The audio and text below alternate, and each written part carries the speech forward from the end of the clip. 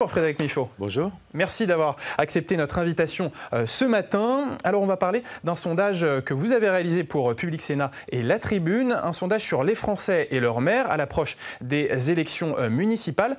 Et le premier enseignement de ce sondage, c'est le sentiment de proximité. Les Français considèrent que le maire est celui qui comprend le mieux les citoyens pour 68% des sondés dans cette étude. Oui, absolument. Alors, ce n'est pas une nouveauté, c'est un résultat classique dans les études d'opinion, mais c'est un résultat qui est à nouveau mesuré dans le cadre de cette élection municipale. On voit bien qu'en réalité, en France, il y a deux types d'élus. Il y a d'un côté les maires qui bénéficient d'une très bonne image en raison notamment de la proximité, mais aussi du travail qui est accompli sur le terrain. Image très positive, jugement sur le travail accompli, lui aussi très favorable. Et puis de l'autre côté, il y a tout le reste des autres élus qui, eux, font l'objet d'une défiance, d'une méfiance, d'une suspicion même extrêmement forte. Donc on a bien ces deux types d'élus et les maires sont les seuls à pouvoir tirer leur épingle du jeu. Mais pourtant, on dit souvent que les maires sont à portée d'engueulade, en première ligne quand il y a des problèmes locaux, mais ça ne nuit pas à leur popularité. Non, ça ne nuit pas précisément parce que ce sont des élus de terrain. Alors même si parfois ils peuvent justement être l'objet d'une forme de colère, ils sont sur le terrain, ils sont présents, on sait à qui s'adresser, ils incarnent véritablement la fonction. C'est peut-être pas le cas pour d'autres élus qui apparaissent plus lointains. Alors, quand on regarde précisément les chiffres, eh bien, cette cote de popularité, en 6 mois, elle a baissé de 10 points. Elle est passée de 78 à 68%. Comment on explique cette chute ? Alors on l'explique sans doute par un effet qui est lié à la campagne électorale. Vous avez ce qui a été mesuré il y a quelques mois, c'était l'image des maires d'une manière générale. Depuis quelques semaines, la campagne électorale se déroule et on ne perçoit plus la fonction, mais on perçoit les personnes qui incarnent cette fonction, avec éventuellement ceux qui peuvent succéder ou remplacer le maire en place. Tout ça crée ce petit affaiblissement dont vous parlez, mais tout de même, 68% des Français qui ont une bonne image des maires, c'est un résultat exceptionnel. Mais ça reste quand même un socle important. Alors, est-ce qu'on se dirige dans ces élections municipales vers, d'une manière générale, une prime aux maires sortants ? Oui, absolument. C'est quelque chose qui est très bien démontré dans l'ensemble des études d'opinion, précisément parce que le jugement sur le travail qui a été accompli au cours du mandat écoulé est très bon. Les maires ont bien travaillé selon leurs administrés. Et puis, généralement, on sait qu'il y a une prime traditionnelle aux sortants. L'exercice du travail municipal, c'est un exercice qui se déroule sur la longue durée. Et souvent, quand des projets sont mis en place, déployés au niveau municipal, un mandat n'est pas suffisant. Donc, les citoyens ont tendance à accorder plus facilement un deuxième mandat, voire un troisième mandat au maire en place pour qu'ils puissent mettre en œuvre leurs projets. Donc les citoyens veulent s'inscrire localement dans la durée. C'est pas comme sur le terrain national ? Non, on n'observe pas du tout la tendance au dégagisme. C'est d'ailleurs une autre spécificité des élections municipales. Alors, il faut attendre évidemment les résultats de dimanche, mais a priori, ce que les études annoncent, c'est plutôt une reconduction de la plupart des maires sortants. Alors, ce qui ressort également dans ce sondage, c'est le poids des enjeux nationaux dans l'élection municipale. 54% des personnes interrogées estiment que la situation nationale va compter dans leur vote. C'est étonnant parce qu'on dit souvent que l'élection municipale, c'est avant tout une élection locale. Oui, c'est une élection locale. Alors 54%, c'est un chiffre qui est majoritaire, mais ce n'est pas une majorité débordante. Ce sont évidemment les enjeux locaux qui restent très importants au niveau municipal, mais on ne peut pas désincruster l'élection municipale d'un contexte national. Contexte qui est marqué par le coronavirus, contexte qui est marqué aussi par la contestation de la loi retraite. Et justement, sur la loi retraite, 43% des personnes interrogées estiment que cette réforme des retraites va entrer en jeu dans leur vote, c'est-à-dire qu'on peut se diriger vers un vote sanction, cette fois-ci sur La République En Marche ?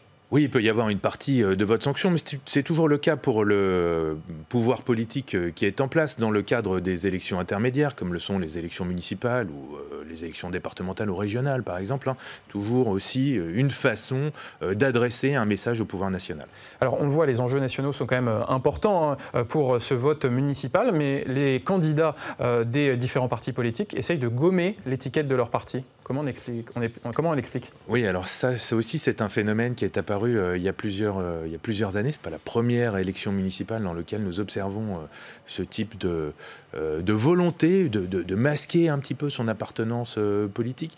Alors on l'explique de plusieurs manières. D'abord, les grands partis politiques pâtissent d'une forme de discrédit au niveau national. On l'a bien vu en 2017 avec justement ce mouvement de dégagisme dont nous parlions.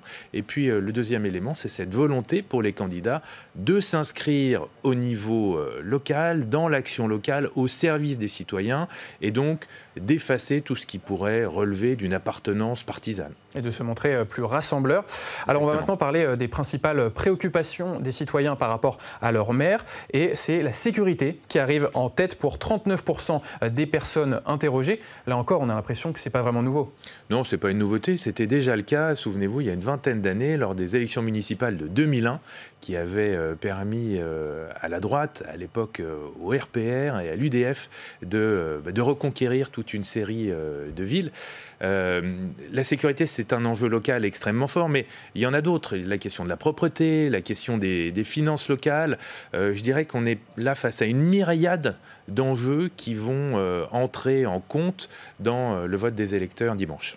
Et on parle beaucoup d'écologie dans cette campagne. Les candidats écologistes, on le voit en poupe dans les sondages, mais on ne voit pas trop dans cette étude l'écologie ressortir dans les principales préoccupations. Il y a un petit peu les espaces verts, mais pas trop l'écologie. Non, pas trop l'écologie. Alors, parce que c'est un sondage qui est réalisé au niveau national, on sait aussi que l'écologie est davantage une priorité pour les personnes qui habitent dans les grandes métropoles, dans les grandes villes.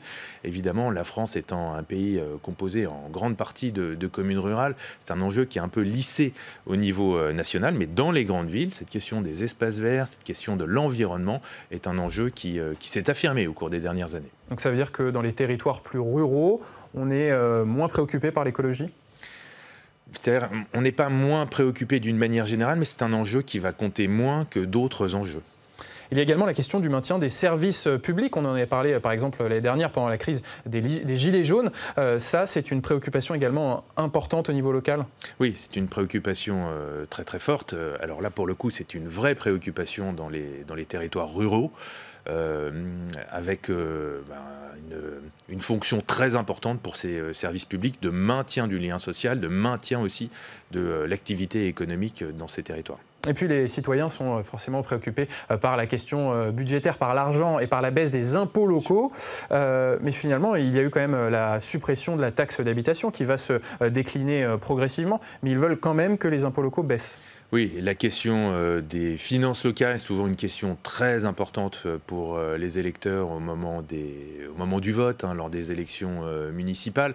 La baisse de la taxe d'habitation, ou la suppression de la taxe d'habitation pour une grande partie de la majorité de la population, n'a pas été forcément constatée par l'ensemble des électeurs. Néanmoins, cette préoccupation reste très très forte dans l'électorat. D'accord, une préoccupation qui est quand même forte. On a parlé des enjeux nationaux sur ce scrutin. Est-ce que vous pensez que la crise du coronavirus peut avoir un impact sur l'élection dimanche ? C'est très difficile de le mesurer. Le premier impact auquel on pense, c'est un impact sur la participation. Ça pourrait pousser l'abstention, en tout cas être un prétexte pour ceux qui ont d'ores et déjà l'intention de s'abstenir. C'est difficile de le mesurer, d'abord parce que l'abstention, c'est toujours la grande difficulté technique pour les sondeurs. On sait que c'est un mouvement d'humeur en grande partie.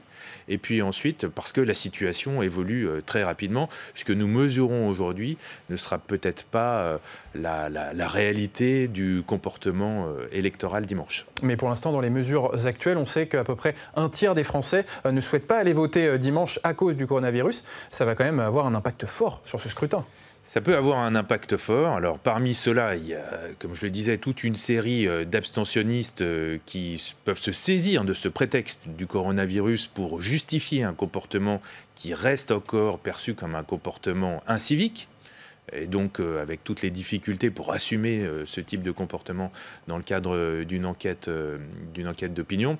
Mais on voit aussi dans les études que ceux qui se déclarent le plus inquiets à l'idée de se rendre dans le bureau de vote, ce sont les plus jeunes, donc ceux qui sont encore le plus éloignés de l'élection.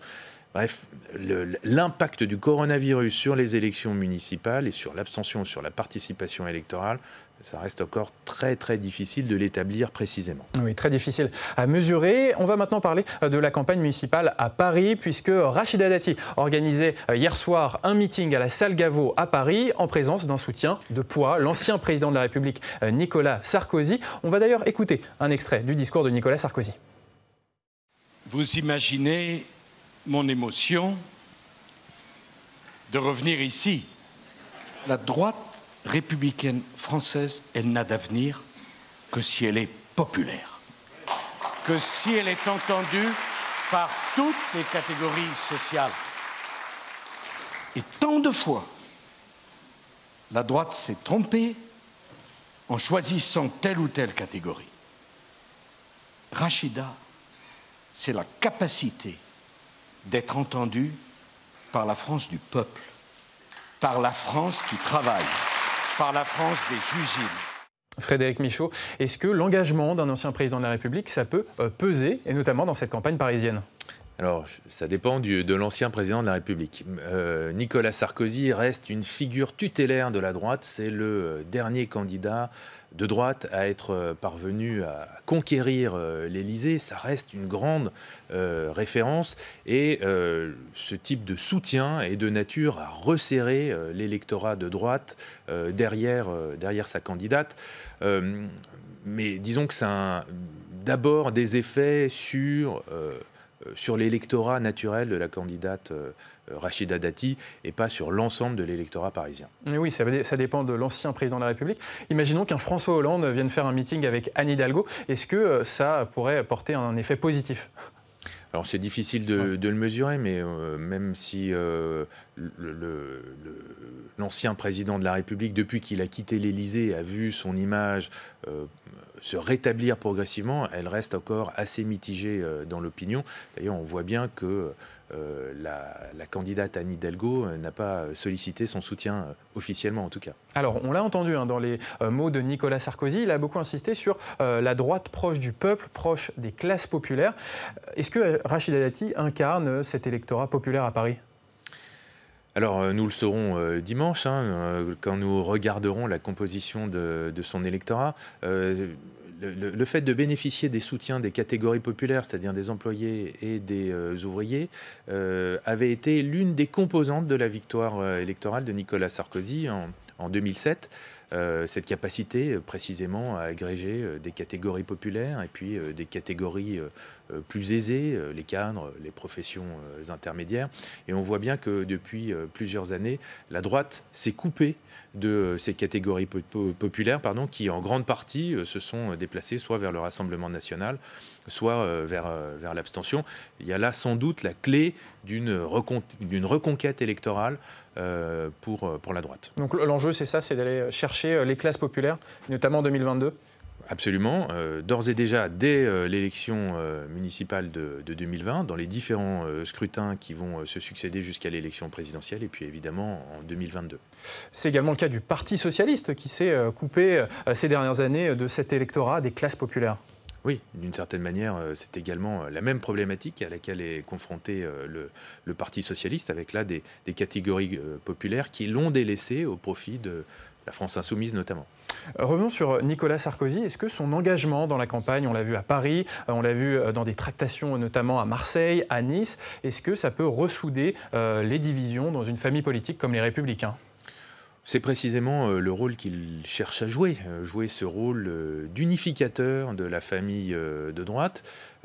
Ça peut avoir des effets très positifs. Alors peut-être moins pour Rachida Dati, qui est une personnalité connue, dont la fidélité sarkozyste est elle aussi notoire. Mais pour des candidats avec une notoriété plus faible, qui n'ont pas exercé des responsabilités de premier plan, le fait d'être soutenu par un ancien l'ancien président de la République, c'est un transfert de légitimité qui est extrêmement positif et puis qui donne de la force à une campagne électorale au niveau local. Alors, on parlait tout à l'heure de dégagisme. Est-ce qu'il n'y a pas aujourd'hui quand même une demande des électeurs d'avoir des nouveaux visages dans les partis politiques ? C'est vrai. C'est peut-être moins vrai que ce qu'on a pu mesurer il y a 2 ans, en 2017, où à l'époque, vous vous souvenez, il y avait une forte attente de renouvellement du personnel politique qui a eu lieu. Et depuis, on se rend compte que l'expérience politique, c'est aussi un facteur très important dans la conduite de l'action politique.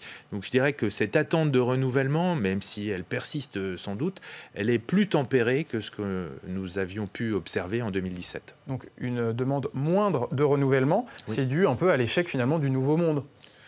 C'est dû en partie à l'échec du Nouveau Monde, c'est dû aussi à la spécificité des élections municipales. On a vu tout à l'heure cet attachement au maire sortant qui fait qu'on a peut-être moins envie de voter pour des figures inconnues ou sans expérience politique. Et on le voit par exemple à Bordeaux. De son temps, Alain Juppé était souvent élu au premier tour. C'était vraiment le fief de la droite à Bordeaux. Mais son successeur, Nicolas Florian, il a du mal dans les sondages. Il a du mal à imprimer auprès des électeurs. Oui, alors c'est pas la même équation personnelle qu'Alain Juppé, ancien Premier ministre, ancien ministre d'État, ministre des Affaires étrangères, ministre de la Défense, qui a été président de l'UMP. C'est vraiment lui aussi une figure majeure, un pilier de la droite. Il n'y a pas évidemment la même équation personnelle, ni la même notoriété entre les deux candidats. Et puis, il peut y avoir aussi un effet d'usure du pouvoir. La droite dirige Bordeaux depuis maintenant plusieurs décennies. Allez, on va voir ce qu'il se passe et ce qui